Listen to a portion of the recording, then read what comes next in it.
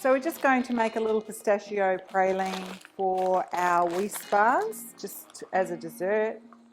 And just look, literally a few pistachios, spread them out a little bit on a silpat mat. You need your bread mat for this. It's by far the best option. You don't need heaps, you'll be amazed at how much it makes. I've got 100 grams of caster sugar heating here, and we're going to let it melt into a burnt sugar.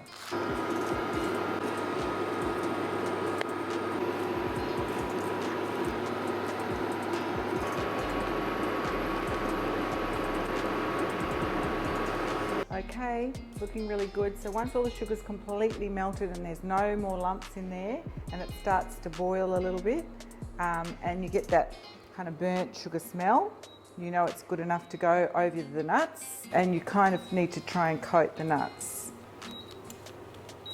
Make sure that you get them all. And I'm just going to really quickly put a bit of salt on that, because that will go into the toffee as well.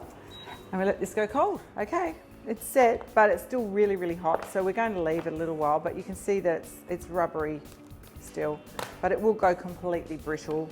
And then, look at that, see? Burnt sugar.